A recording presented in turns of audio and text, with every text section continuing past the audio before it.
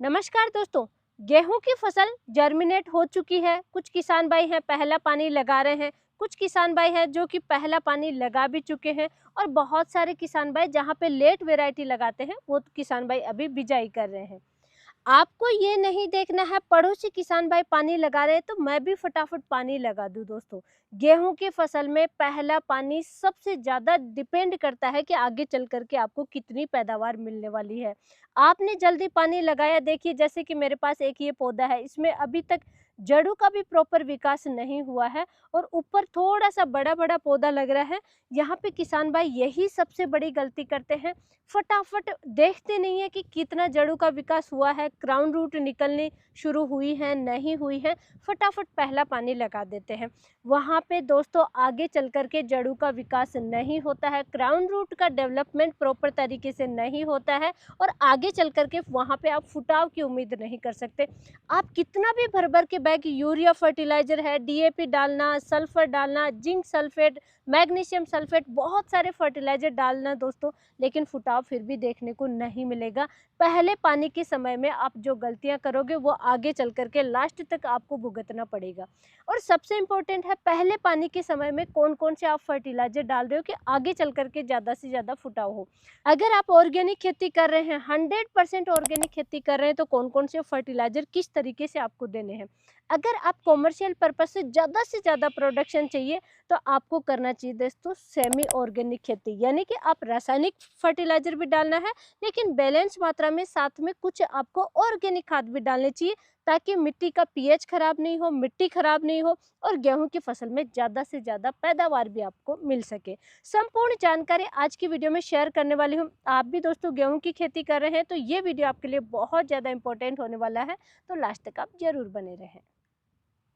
सबसे पहले बात करेंगे दोस्तों गेहूं की फसल में पहला पानी कब लगाना चाहिए। सबसे पहले आपको देखना है दोस्तों आपकी मिट्टी कैसी है। बिजाई करने के बाद में अगर बलुई मिट्टी है और वहाँ पे आपने थोड़ा मॉइस्चर कम था मिट्टी में, भुरभुरी मिट्टी में आपने बिजाई की है, तो वहाँ पे आपको जल्दी पानी लगाना पड़ेगा। 18 दिन 20 दिन पे पानी लगाना पड़ेगा। जहाँ की मिट्टी में दोस्तों पानी की बहुत लंबे समय तक वाटर होल्डिंग कैपेसिटी अच्छी है, पानी लंबे समय तक रहता है, तो वहाँ पे दोस्तों आपको गेहूं की फसल में 30 दिन 32 दिन पे जाकर के पानी लगाना पड़ेगा। और आपको क्या देखना है, सिर्फ आपको बीच में पूरे खेत में 1-2 प्लांट उखाड़ के देखना है। नीचे जो ये जड़ें निकलती है इनके ऊपर दोस्तों ये देखिए, यहाँ पे ये जो जड़ें निकलती है इनके ऊपर से जड़ें निकलने की शुरुआत होगी, वो होती है क्राउन रूट। क्योंकि जो पहले जो जड़ें निकलती हैं गेहूं की फसल में, ऊपर जो जड़ें निकलती हैं वो होता है ऊपर निकल रही है, इसलिए हम, और वो भी मुकुट के रूप में निकलती हैं एक गुच्छे नुमा, तो हम इसलिए उन्हें क्राउन रूट कहते हैं, मुकुट रूट कहते हैं। और क्राउन रूट जहाँ से निकलती हैं वहीं से दोस्तों कल्लों की शुरुआत होती है, कल्ले वहीं से निकलते हैं। नीचे की साइड जड़ें निकलती हैं और ऊपर की साइड फुटाव होता है, कल्ले निकलते हैं। नीचे अगर ज़्यादा जड़ें निकलेंगी, खाना खाने वाली जड़ें जो सफ़ेद जड़ें होती हैं, वाइट रूट होती हैं, वो ज़्यादा निकलेंगी, ज़्यादा दूर तक फैलाव होगा, तो ज़्यादा दूर तक वो पानी भी अपटेक करेंगी। पोषक तत्व जो आप खाद पानी दे रहे हो, सब कुछ जो फर्टिलाइजर दे रहे हो वो अपटेक करेंगी और ऊपर उसका रिजल्ट देखने को मिलेगा, यानी फुटाव ज़्यादा अच्छा होगा और पौधे में पत्ते हैं वो बिल्कुल स्वस्थ निकलेंगे, चौड़े निकलेंगे और ज़्यादा फुटाव होगा, ज़्यादा कल्ले होंगे। राउंड रूट निकलने लग गई है, ऊपर जो रूट निकल रही है वो अच्छे से निकलने लग गई है, उस समय पानी दीजिए, वो बिल्कुल परफेक्ट टाइम है दोस्तों। क्योंकि जड़ें निकल रही हैं अच्छे से, तो अब उन जड़ों का विकास करवाना है और विकास करवाने के लिए आपको पानी भी उस समय गेहूं की फसल में देना है। कि जहाँ पे रेतीली मिट्टी है, बलुई मिट्टी है, तो वहाँ पे आपको 20 दिन 22 दिन 25 दिन पे पानी देना है। लेकिन जहाँ पे दोस्तों जैसा कि मैंने आपसे डिस्कस किया, वाटर होल्डिंग कैपेसिटी अच्छी है, गेहूं की फसल स्वस्थ रहती है, पानी कम देने की आवश्यकता होती है, तो वहाँ पे आपको 30 दिन बाद में पानी देना चाहिए। 25 दिन 30 दिन पे आप पानी दे सकते हैं। इस चीज़ का आप जरूर ध्यान रखिए। अब जो दोस्तों सबसे इम्पोर्टेंट है गेहूं की फसल में फर्टिलाइजर क्या दें। 100% ऑर्गेनिक में क्या है और रासायनिक अगर आप खेती कर रहे हैं, कॉमर्शियल पर्पज से आप खेती कर रहे हैं, ज़्यादा आपको प्रोडक्शन चाहिए, तो वहाँ पे सेमी ऑर्गेनिक में आप क्या डाल सकते हैं। फर्टिलाइजर सबसे ज़रूरी है। अब पहले पानी के समय में जो कमी रह जाएगी जिस पोषक तत्व की, वो साफ गेहूं की फसल में नज़र आएगी और फुटाव पे बहुत ज़्यादा फर्क पड़ता है, उत्पादन पे बहुत ज़्यादा फर्क पड़ेगा आगे चल करके। तो दोस्तों इस समय ज़्यादा से ज़्यादा फुटाव के लिए क्या चाहिए, बढ़वार के लिए क्या चाहिए। आपको भी पता है नाइट्रोजन की आवश्यकता होती है, तो बढ़वार फुटाव के लिए सबसे सस्ता सोर्स है, आसानी से मिल जाता है नाइट्रोजन के लिए, यूरिया फर्टिलाइजर। इसका आपको इस्तेमाल करना चाहिए। यूरिया फर्टिलाइजर दोस्तों, यूरिया फर्टिलाइजर कंप्लीट गेहूं की फसल में 3 बार इस्तेमाल करते हैं, तीनों टाइम, बिजाई के टाइम, पहले पानी और दूसरे पानी के समय। अगर सेम मात्रा में आप डाल रहे हो तो आपको डालना है 33 केजी से 35 केजी के बीच में पहले पानी के समय में। जहाँ पे आप बिजाई के समय कम डाल रहे हैं, सेकंड पानी के, दूसरे पानी के समय आपको यूरिया कम डालना है। कुछ किसान भाई पहले पानी के समय ज़्यादा डालते हैं, तो वहाँ पे आप 45 केजी तक इसकी मात्रा ले जा सकते हैं, 1 बैग तक आप डाल सकते हैं पहले पानी के समय। यानी यूरिया फर्टिलाइजर आपको 35 केजी से 45 केजी तक मात्रा ले सकते हैं पहले पानी के समय। इसके साथ में दोस्तों गेहूं की फसल में देखिए, हमेशा रिकमेंड करती हूँ, हमेशा डिस्कस करती हूँ, हर फसल का अलग नेचर होता है। कुछ 1-2 फर्टिलाइजर, 1-2 पोषक तत्व हर फसल में अलग आवश्यकता होती है, ज़्यादा आवश्यकता होती है, और वो आप दोगे तभी ज़्यादा अच्छा रिजल्ट मिलेगा। पहले पानी के बाद में फसल में फुटाव कम होता है और फसल कमजोर दिखने लगती है, जबकि पानी देने के बाद में तो ज़्यादा अच्छी स्वस्थ दिखनी चाहिए, लेकिन पीलापन आने लग जाता है गेहूं की फसल में। वो रीजन होता है जिंक की कमी। जहाँ पे फॉस्फोरस वाले फर्टिलाइजर आप ज़्यादा डाल रहे हो, जहाँ पे डीएपी ज़्यादा इस्तेमाल कर रहे हो जिन खेतों में, या एसएसपी है, टीएसपी है, सिंगल सुपर फॉस्फेट है, ट्रिपल सुपर फॉस्फेट है, ऐसे खाद आप जहाँ पे ज़्यादा डाल रहे हो वहाँ पे जिंक की कमी उन खेतों में आती ही आती है, इसलिए आपको जिंक सल्फेट का इस्तेमाल करना है। गेहूं की फसल में यूरिया फर्टिलाइजर के साथ में जिंक सल्फेट 33% वाली 5 से 7 केजी आप डाल सकते हैं। देखिए, अगर 20-25 दिन पे आप पानी दे रहे हैं तो वहाँ पे 5 केजी जिंक सल्फेट ले लीजिए 33% वाले। जहाँ पे आप 30 दिन 25 दिन बाद में दे रहे हैं तो वहाँ 7 केजी ले लीजिए। फसल थोड़ी बड़ी हो चुकी है तो वहाँ ज़्यादा थोड़ा सा डाल सकते हैं। इस तरीके से आपको मात्रा लेनी चाहिए। 21% वाले जिंक सल्फेट हैं तो 21% वाले 8 से 10 केजी प्रति एकड़ के हिसाब से आपको जिंक सल्फेट लेना है। यूरिया और जिंक सल्फेट के बाद में 3rd नंबर पे दोस्तों गेहूं की फसल में सबसे इम्पोर्टेंट है। देखिए, गेहूं जैसी फसलें, गेहूं है, धान है, ज़्यादा से ज़्यादा कल्ले चाहिए, ज़्यादा से ज़्यादा फुटाव चाहिए, कंप्लीट डेवलपमेंट चाहिए, जड़ें हैं वो एक्टिव होनी चाहिए, फटाफट पानी देते ही इनमें एक्टिवनेस आनी चाहिए, फटाफट इनमें फुटाव होना चाहिए, जड़ें भी ज़्यादा फैलाव हो और ऊपर भी ज़्यादा से ज़्यादा कल्ले निकले। तो वहाँ पे एक ही फर्टिलाइज़र है जो बिल्कुल कमाल चमत्कार की तरह काम करता है, वो है दोस्तों सीवीड फर्टिलाइज़र। अच्छी क्वालिटी का सीवीड फर्टिलाइज़र डालिए। जिन किसान भाइयों ने लास्ट ईयर हमने डलवाया और डाला, उनको कमाल का रिजल्ट देखने को मिला, तो इस बार आप भी गेहूं की फसल में सीवीड फर्टिलाइज़र को स्किप नहीं करना, ये जरूर डालना है।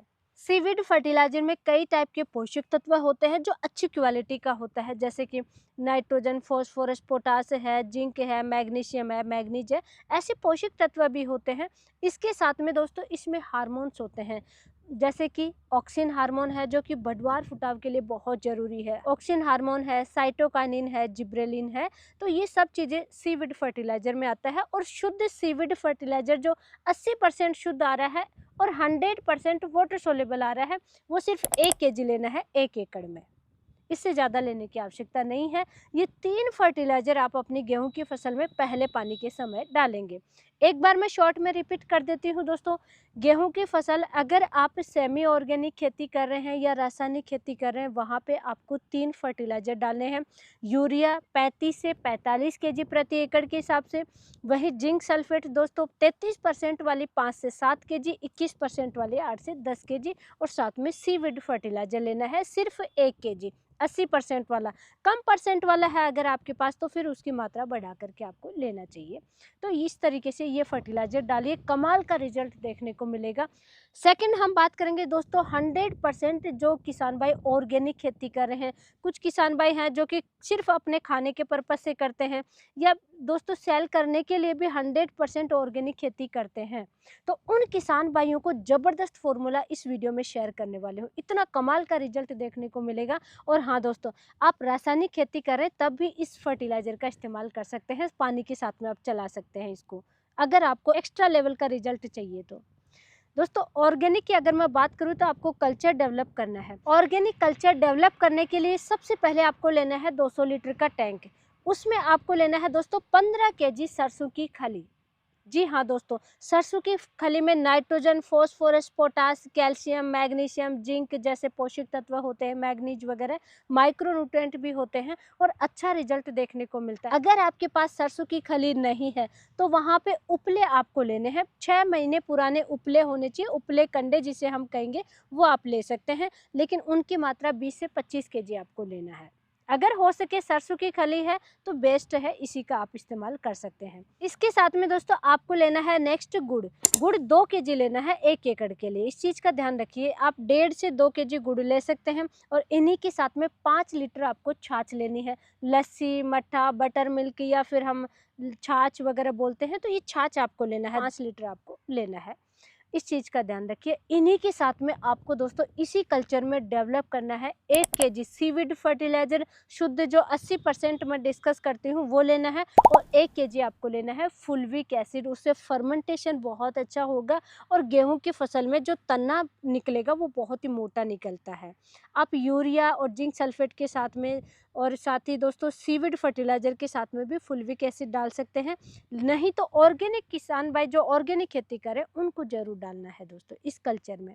फुल्विक एसिड 80% वाला, ये भी 1 केजी आपको लेना है। और आप चाहें तो दाल का आटा, कोई भी दाल का आटा आप डाल सकते हैं, जैसे कि बेसन ले सकते हैं, चने का आटा है तो आप मूंग का आटा भी डाल सकते हैं, मूंग की दाल का आटा भी आप बना करके डाल सकते हैं।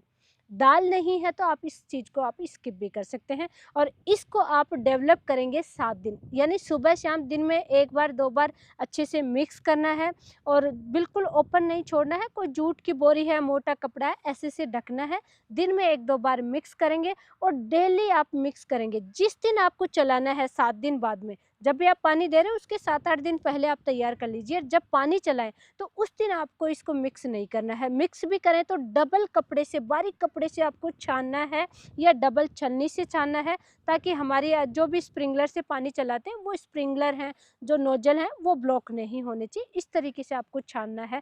छान करके उसमें थोड़ा सा पानी और मिला लीजिए, उसको पतला करना है, डाइल्यूट करना है, फिर आप पानी के साथ में आराम से चलाइए। और जहाँ पे दोस्तों फ्लड इरिगेशन से पानी देते हैं तो वहाँ पे तो आप नल लगा लीजिए एक अलग टैंक में डाल करके, और वहाँ पे छानने की भी आवश्यकता नहीं है। तो ये कल्चर आप ऑर्गेनिक खेती में चलाइए दोस्तों। ऑर्गेनिक के लिए भी मैं लास्ट में एक बार शॉर्ट में रिपीट कर देती हूँ दोस्तों, साइड में आपको लिस्ट भी दिख जाएगी क्या क्या डालना चाहिए। आपको लेना है सरसों की खली 15 केजी। अगर सरसों की खली नहीं है तो उपले या कंडे आपको लेने हैं 6 महीने पुराने, 5-6 महीने पुराने होने चाहिए, वो फिर 20 से 25 केजी लेना है। 200 लीटर के टैंक में डालने हैं। इन्हीं के साथ में 2 केजी गुड़ लेना है, 5 लीटर छाछ लेना है, दही ले रहे हैं तो लगभग 3 लीटर आपको लेना है। और इन्हीं के साथ में 1 केजी आपको seaweed fertiliser, 1 kg fulvic acid और 1 केजी अगर दाल है तो वो भी आटा आप डाल सकते हैं। 7 दिन रखना है, 7 दिन बाद में आपको पहले पानी के समय चलाना है। अब दोस्तों जो रासायनिक खेती कर रहे हैं या कॉमर्शियल पर्पज से खेती कर रहे हैं, आप यूरिया, जिंक सल्फेट डाल रहे हैं, उनके साथ में भी ये कल्चर आप डाल सकते हैं दोस्तों। यूरिया और जिंक सल्फेट पहले आप खेत में डाल दीजिए और उसके बाद में जब पानी चला रहे हैं तो पानी के साथ में ये कल्चर चला दीजिए। अगर आप यूरिया और जिंक डाल रहे हैं, जिंक सल्फेट डाल रहे हैं, तो उसमें सीविड मत डालिए। फिर इस कल्चर में हो गया सीविड और फुल्विक एसिड, तो आपको उसके साथ में यूरिया के साथ में मिलाने की आवश्यकता नहीं है और ये कल्चर पानी के साथ में चला दीजिए। और यूरिया और जिंक सल्फेट आप पानी के पहले छिड़काव करके डाल दीजिए और यूरिया की कुछ मात्रा आप कम कर सकते हैं। जैसे जहाँ पे 40 केजी लेना है वहाँ पे आप 30 केजी रख सकते हैं, तो वहाँ पे वो बचत भी हो जाएगी आपको और अच्छा रिजल्ट। गाँव में सबसे ज़्यादा जो टॉप की फसल होगी वो आपकी होगी। इतना कमाल का रिजल्ट मिलता है इस फॉर्मूले से दोस्तों। इस बार आपको ज़्यादा प्रोडक्शन चाहिए तो इस तरीके से आप खेती ज़रूर करें दोस्तों। और हमारा आगे प्रैक्टिकल वीडियो आएगा, हम गेहूं में किस तरीके से चलाएंगे, कैसे हम कल्चर डेवलप करेंगे, वो भी हमारा प्रैक्टिकल वीडियो आएगा। और मेरा ऑलरेडी सरसों की खली पे बहुत सारे वीडियो हैं, आ भी चुके हैं। सीविड फुलविक के भी ऑलरेडी मेरे डिटेल वीडियो हैं, वो आप जाकर के चैनल पे देख सकते हैं। और आज की नॉलेजफुल जानकारी के लिए वीडियो को लाइक कीजिए, चैनल को सब्सक्राइब कीजिए, ज़्यादा से ज़्यादा किसान भाइयों तक शेयर जरूर करें। धन्यवाद।